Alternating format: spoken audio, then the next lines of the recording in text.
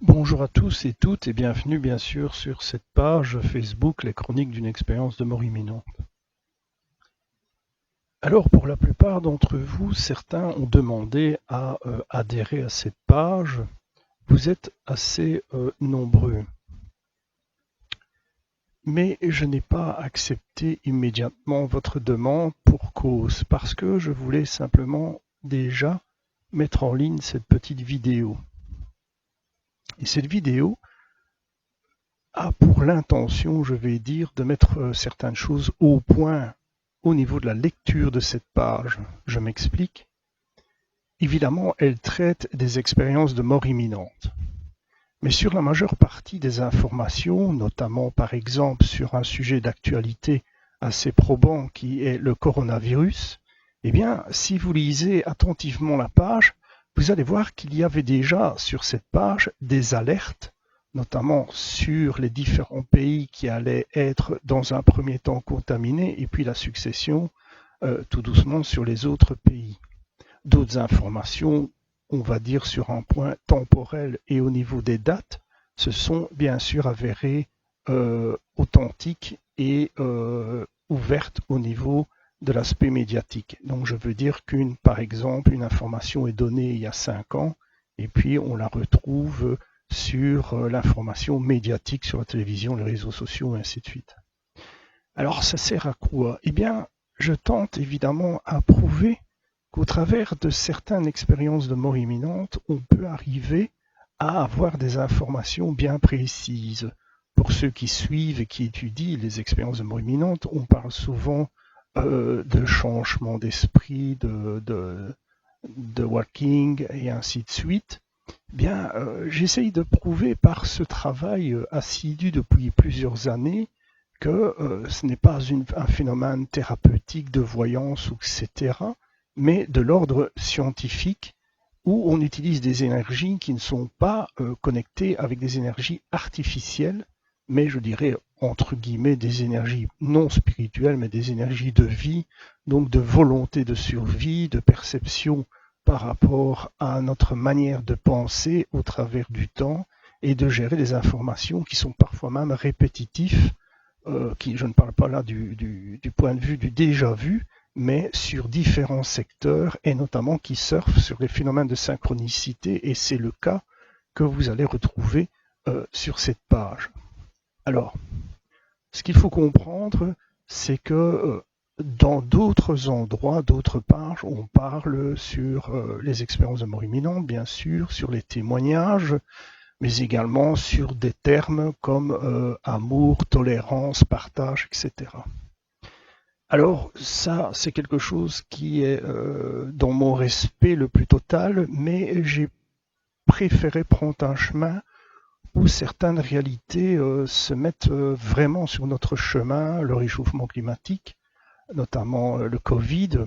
Donc il y a très longtemps, j'avais expliqué qu'au niveau donc de l'insertion du Covid, il y aurait bien sûr une répercussion sur le réchauffement climatique, mais à cette époque, ce n'était pas encore traité sur l'aspect médiatique. Ensuite, j'ai expliqué qu'au niveau du virus, il y avait vraiment une information qui n'avait pas été divulguée, où on jouait un petit peu, encore et toujours, sur la manipulation des peuples, dans le sens de dire que le virus vient d'un animal, par exemple, ou d'un laboratoire. Je n'ai jamais exclu, évidemment, la sortie d'un virus d'un laboratoire, mais j'ai toujours prôné que le virus avait été modifié en laboratoire et non créé en laboratoire, ce qui pourrait créer, bien sûr, un conflit au niveau de plusieurs pays qui demanderaient évidemment des comptes et une enquête sur ce genre de virus qui aurait pu être élaboré et créé proprement dit.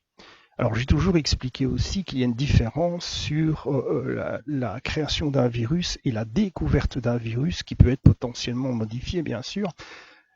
Et je le répète encore une fois, donc un virus qui est créé artificiellement, je dis bien artificiellement, est souvent suivi par un antidote régulier et selon sa progression, tandis qu'un virus donc naturel, eh bien il faut chercher l'antidote, ça prend beaucoup plus de temps.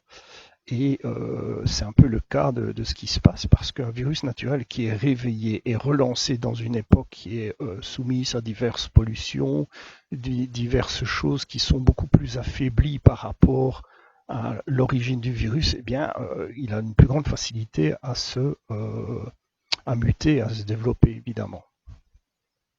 Alors, je ne vais pas rentrer dans les facteurs extérieurs politiques, historiques et ainsi de suite, ça ne va servir à rien. Il y a bien sûr des solutions pour tout, mais il y a des avantages aussi par rapport au pays.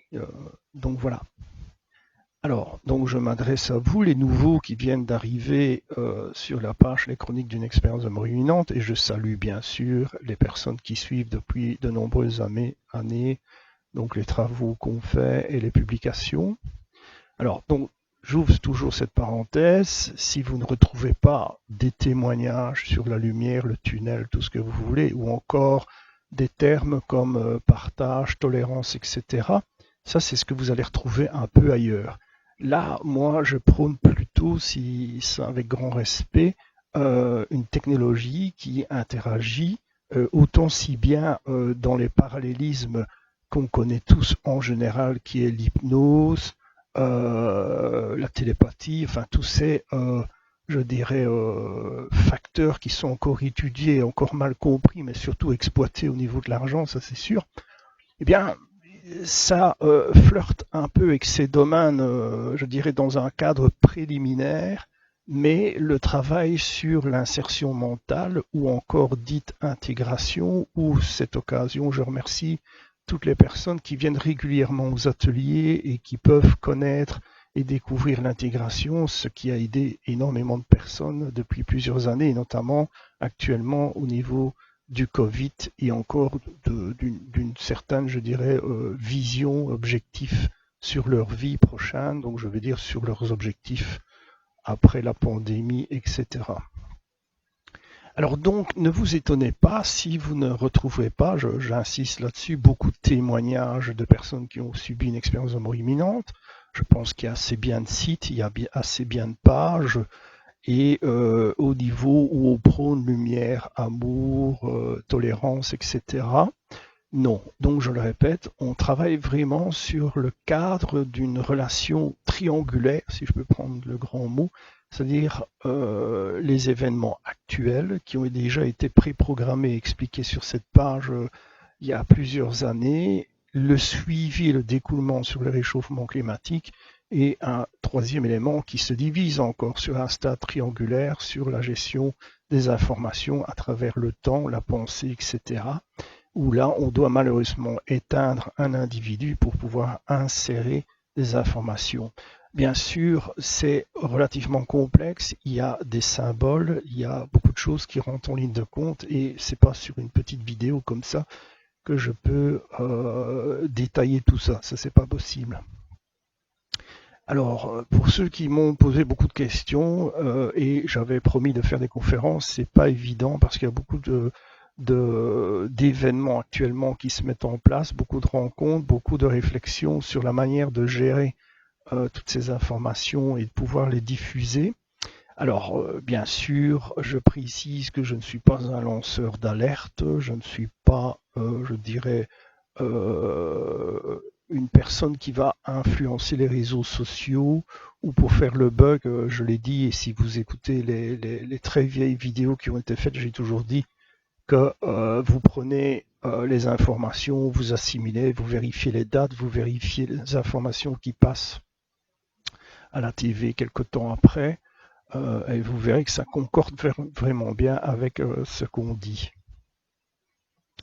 Alors,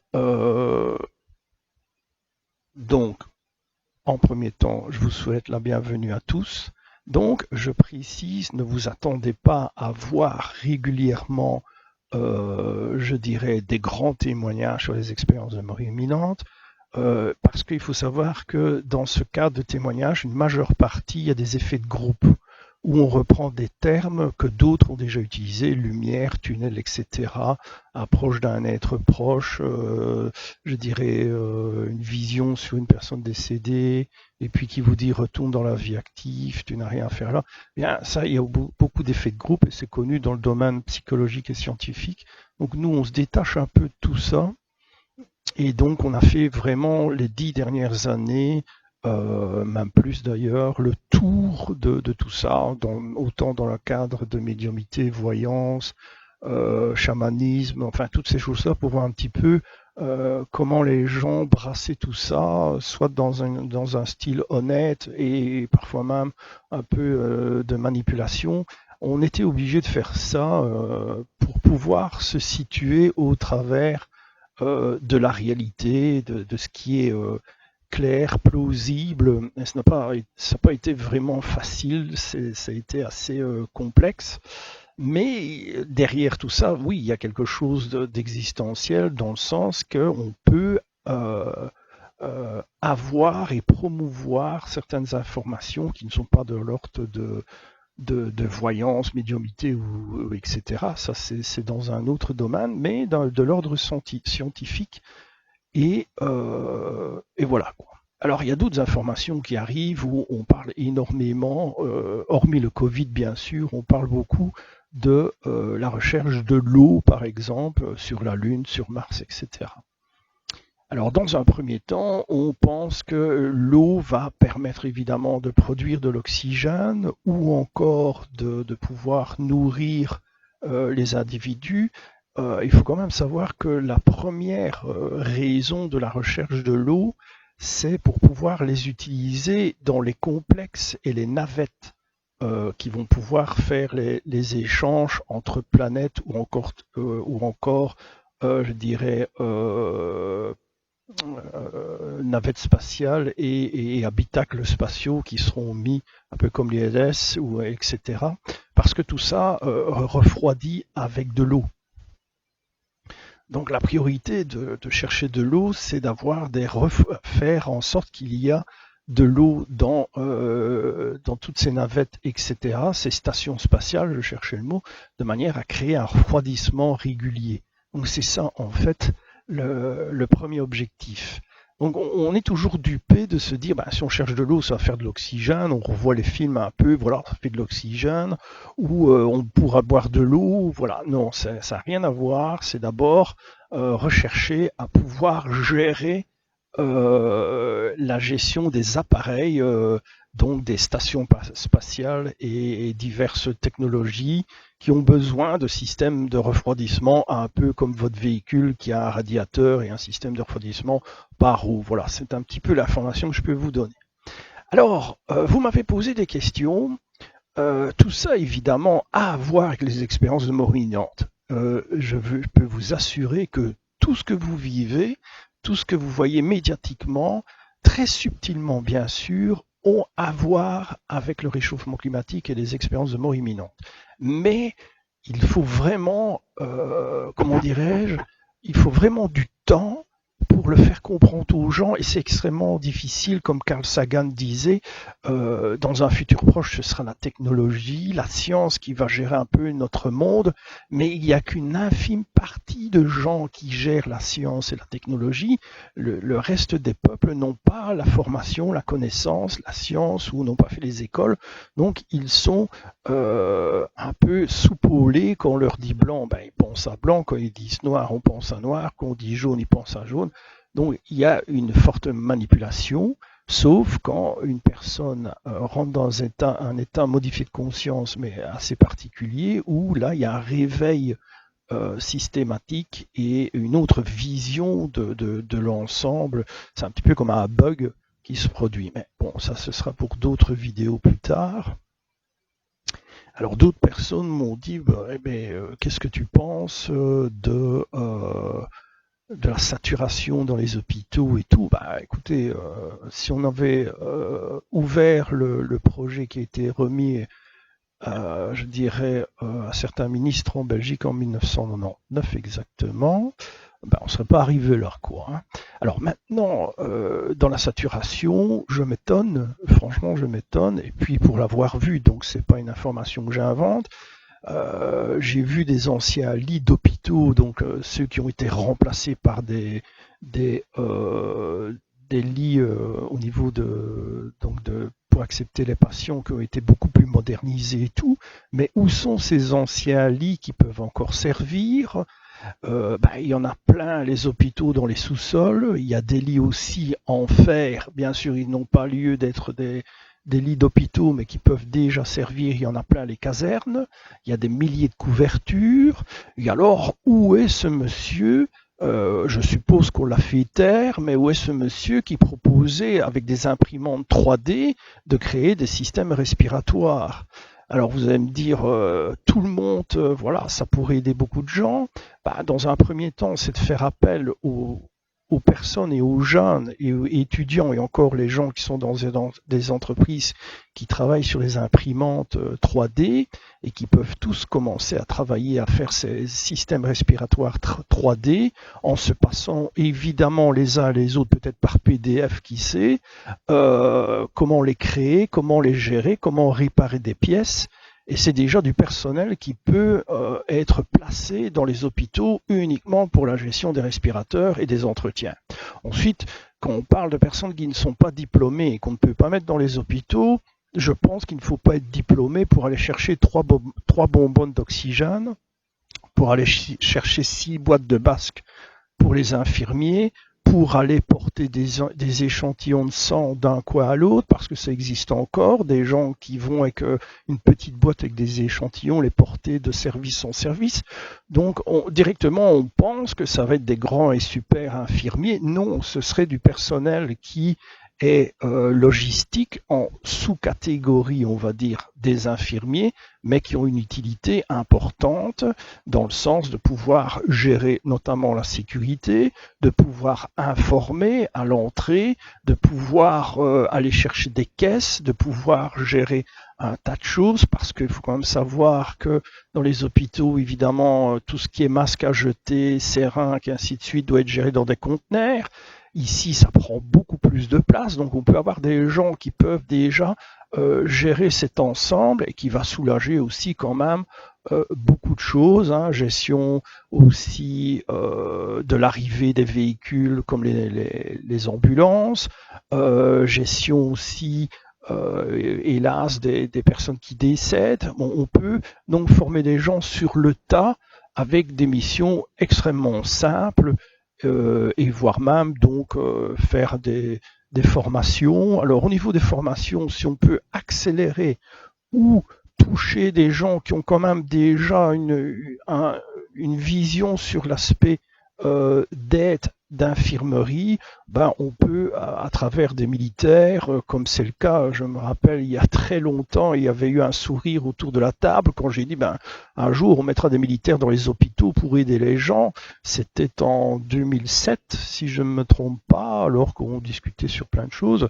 Bref, c'est le cas, mais il faut savoir qu'à l'armée, il y a des médecins, il y a des infirmiers. On peut recruter ces infirmiers dans les unités et bien sûr donner un petit cours très simpliste à des gens qui sont sélectionnés évidemment, de pouvoir choisir des bandages, de pouvoir choisir différents pommades et tout, de manière à suivre le relais au proprement dit infirmier, ainsi de suite. Donc il y a moyen évidemment, et puis pour les lits où les personnes seraient encore en convalescence mais déjà un peu sorties d'affaires, on peut sélectionner et comme aux États-Unis trouver des grandes salles chauffées, évidemment l'hiver arrive, et de manière à décanter un petit peu des personnes qui n'ont plus de famille ou qui ne savent plus trop où aller. Ils ne sont pas SDF mais ils sont dans un état de choc et on peut développer tout ça, et ça n'a pas été fait, et c'est dommage.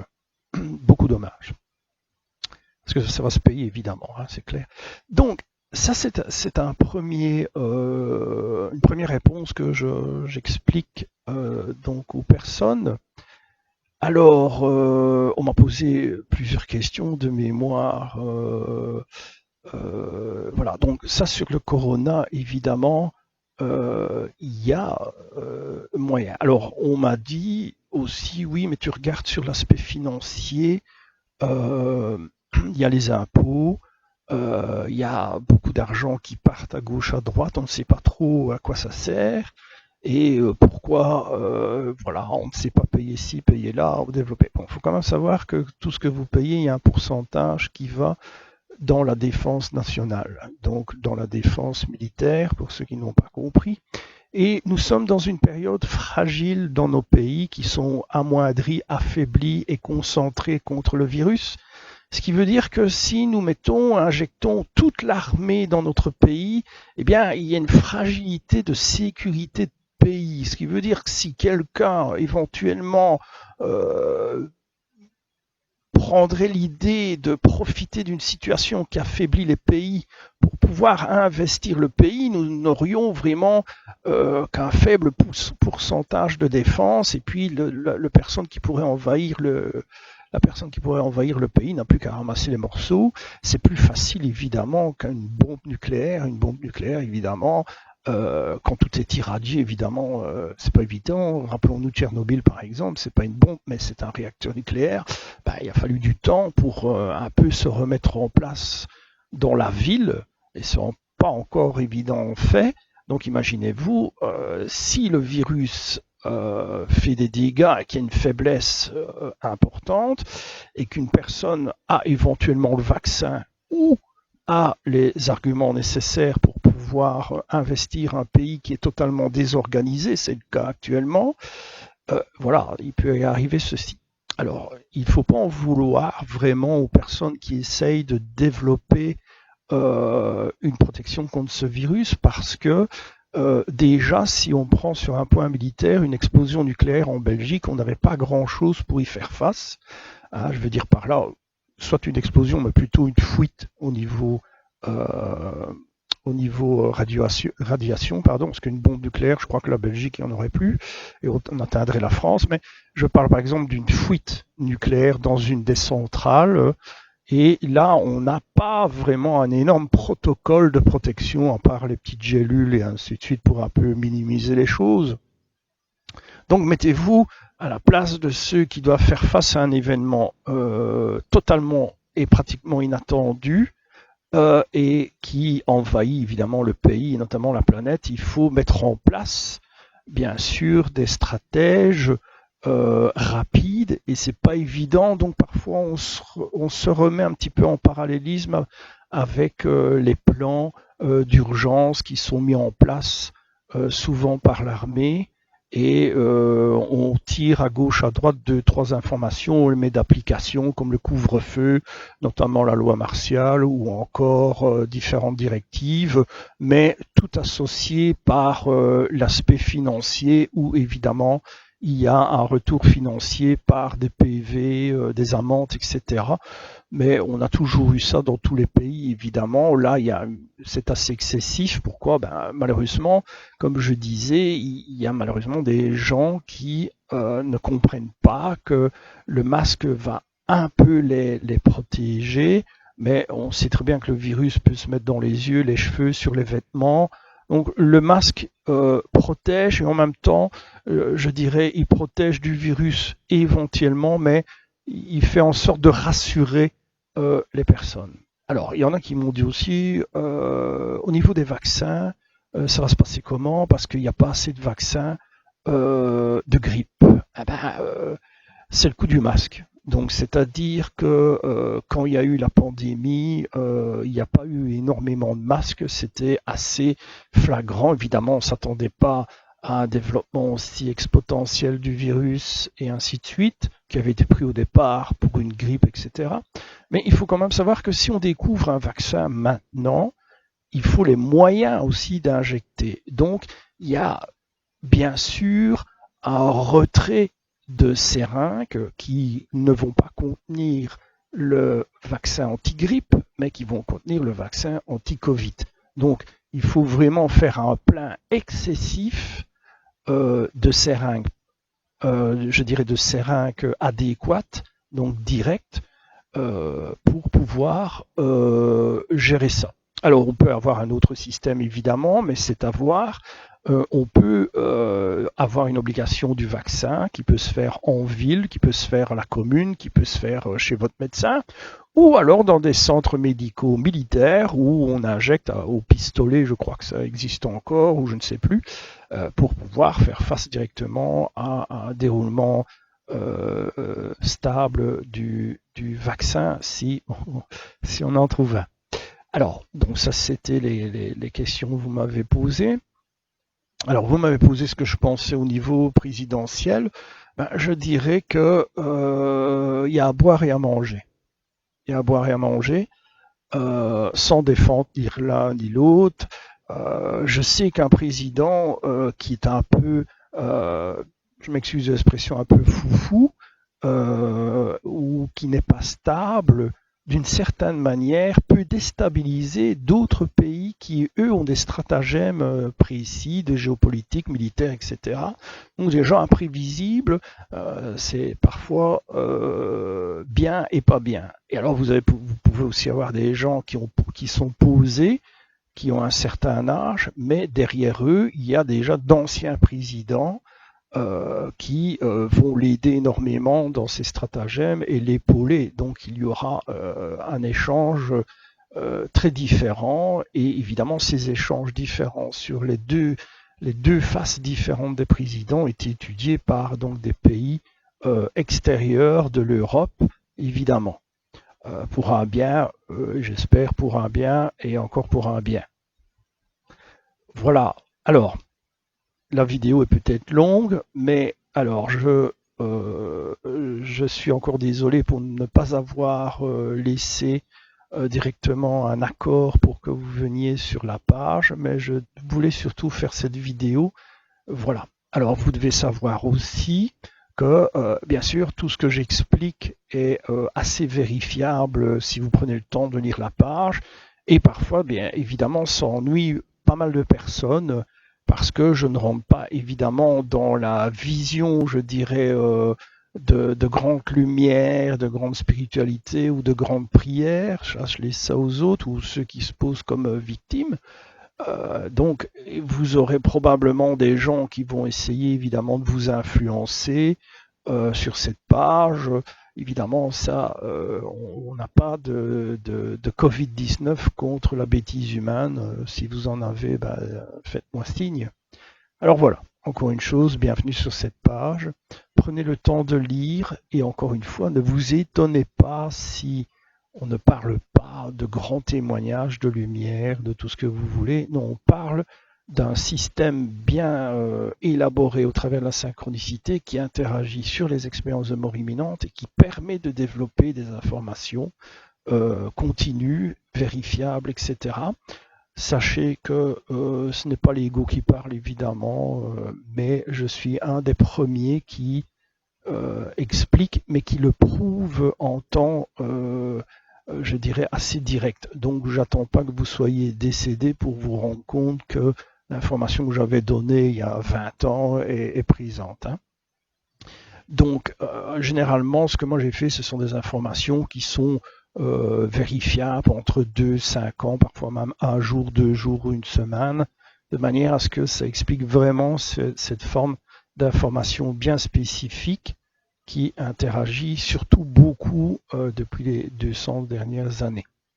Encore merci de m'avoir écouté et je vous souhaite une bonne lecture de la page et d'être extrêmement attentif à ce qui se passe sur cette page. Vous allez voir, c'est assez intéressant. Alors, encore merci de m'avoir écouté et à très bientôt. Portez-vous bien, aidez les autres et surtout la planète. T'inquiète, ma planète.